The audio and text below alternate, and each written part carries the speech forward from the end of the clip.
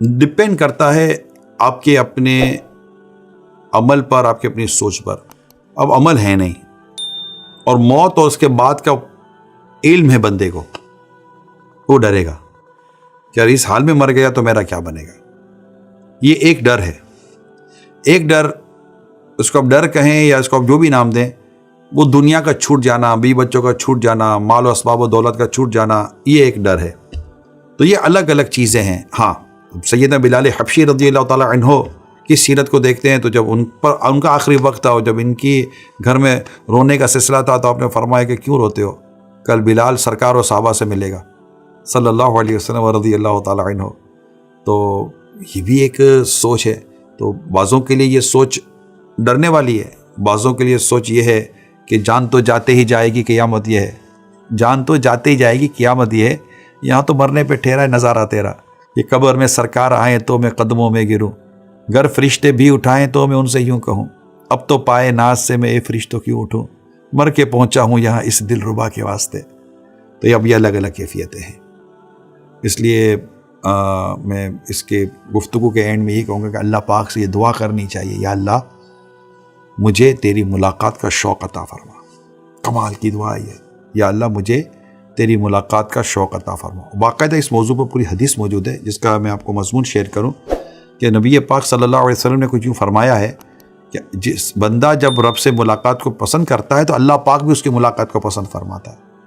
تو عرض کی کہ یا رسول اللہ صلی اللہ علیہ وسلم، رب سے ملاقات کو کون ناپسند کرے گا؟ ارشاد فرمایا اعتبار موت کے وقت کا ہے. آخری وقت جو دنیا سے رخصت ہونے کا ہے، اس وقت کی بات ہے کہ تم اپنے رب سے ملنے کو پسند کرتے ہو کہ پسند نہیں کرتے.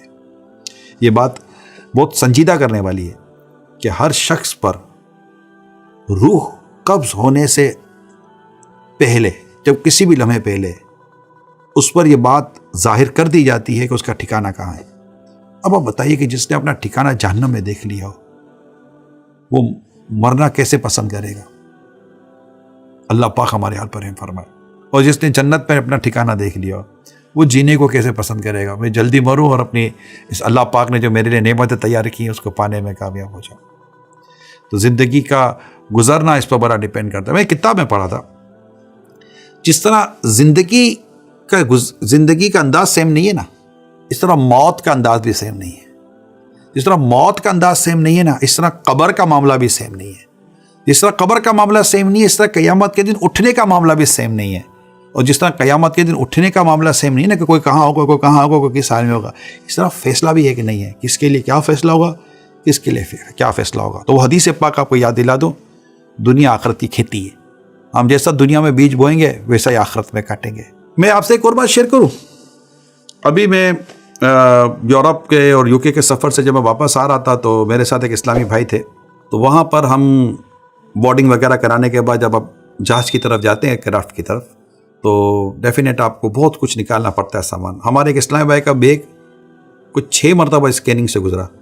یعنی وہ کڑے بیگ سے گزرے، پھر وہ کہیں اگین، پھر گزرے، پھر کیا اگین.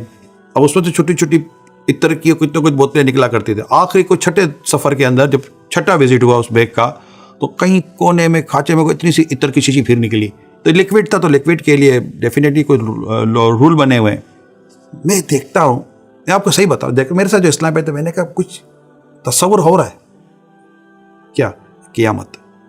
ہلکے پھلکے لوگ، کچھ بھی ایسی کوئی انلیگل یا کوئی مطلب کہ قابل اعتراض چیز ہی نہیں ہے. یار کیسے گزر گیا یار، مسئلہ ہی کوئی نہیں ہے.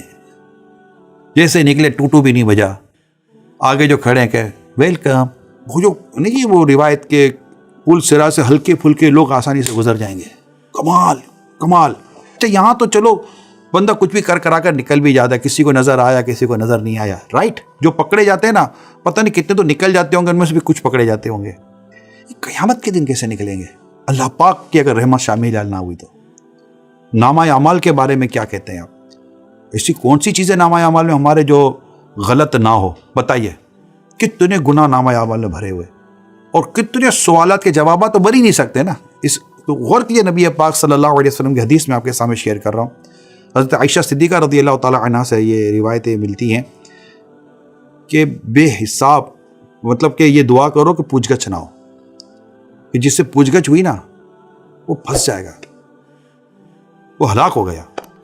میں جب امیر سنت کے ساتھ بیٹھتا ہوں نا، ایک دفعہ ہم لوگ کھانے کے لیے بیٹھے ہوئے تھے، کھانے کے بھی کیا بیٹھے تھے، اور بس بیٹھے تھے، اوپن ایئر تھا، اور کچھ چائے وغیرہ رکھی ہوئی تھی، تو کچھ ہلکی پھلکی چیزیں، ہوا چلی نا، اور کر کے ہوا چلی تو کچھ چیزیں اڑی، جیسی چیزیں اڑی نا، مجھے امیر سنت نے فرمایا عمران کچھ یاد آیا؟ میں بھی نہیں میں بات کرتے کہ یاد اچھے، تو عمران کو یاد آیا۔ الحمدللہ مجھے اندازہ تھا کہ امیر سنت کیا فرمانا چاہتے ہیں، لیکن یہ بھی ایک حیا کا ٹاپک ہے کہ آپ نہ بولیں۔ جی حضور کیا؟ تو آپ نے فرمایا قیامت، ہوائیں چلیں گی اور پہاڑ دھونی اون کی طرح اڑیں گے۔ بہت خوبصورت تصور تھا، اس میں ہمارے لیے بہتر ہے۔ اب بھی مطلب کہ ارے مزہ آ رہا ہے، کیا مزہ آ رہا ہے کیا مزہ آ رہا ہے۔ اللہ ہم سب کو ایمان کی سلامتی نصیب فرمائے۔ یہ جو میں نے جتنی باتیں آپ کو بیان کی ہے نا، یہ تصورات سے آخرت کی سوچ بنتی ہے، اور اس سے کیا پتہ ملتا ہے؟ غم آخرت۔ میں غم آخرت کا فائدہ آپ کو آخر میں بتاتا ہوں۔ غم آخرت کا فائدہ یہ ہے، جو حدیث پاک میں نے پڑھی ہے اور جو میں نے اس کی شرح، اس کا جو خلاصہ پڑھا ہے، یہ میں آپ کے سامنے شیئر کرتا ہوں۔ جس سے اللہ پاک غم آخرت دے دے نا، اس کو اللہ پاک دنیا کے غموں سے نجات دے دیتا ہے۔ یہ جو میں نے آپ کے ساتھ پورا یہ جو ایپیسوڈ ہے نا میرا، یہ غم آخرت پر ہے، آخرت کی سوچ پر ہے، آخرت کی فکر پر ہے، آخرت کے تصورات پر ہے کہ میرا کیا بنے گا، تب کیا بنے گا۔ یہ وہ غم ہے کہ جو غم اگر مل جائے نا، تو دنیا کے غموں پر یہ غم غالب آ جاتا ہے، پھر وہ دنیا کے غم نہیں رہتے۔ سکون نہ نصیب ہو تو آپ کہیے گا، اور اس کے لیے اچھی صحبت چاہیے۔ دعوت اسلامی کے جیسے دینی ماحول ہے، خود ہمارے سوشل پلیٹ فارم ہے جس پر آپ اس وقت مجھے دیکھ رہے ہیں، دعوت اسلامی کا زبردست سوشل پلیٹ فارم ہے۔ آپ دیکھیے یار، کوئی اب کیسی خوبصورت اور کتنی قیمتی باتیں ملتی ہیں۔ یعنی سوشل میڈیا اس وقت دنیا میں کتنی تکلیفوں کا باعث بن رہا ہے، کتنا مطلب کہ بھٹکتا بندہ سوشل میڈیا کے ذریعے، مگر ایک دعوت اسلامی کا سوشل میڈیا ہے جو بھٹکے ہوں کو راستے پہ لاتا ہے۔ ورنہ تو سوشل میڈیا کے ذریعے کئی راستے پر چلنے والے بھٹک گئے، مگر یہ تحریک کا، یہ دعوت اسلامی کا کی ایک اسپریچولیٹی ہے کہ بھٹکوں ہوں کو سوشل میڈیا کے ذریعے راستے پر لے آنا، کمال کر دیا۔ تو آپ دعوت اسلامی کے تمام پیجز کو لائک بھی کریں، سبسکرائب بھی کریں، فالو بھی کریں، اور اس کو شیئر بھی کریں۔ صلو علی الحبیب صلی اللہ علیہ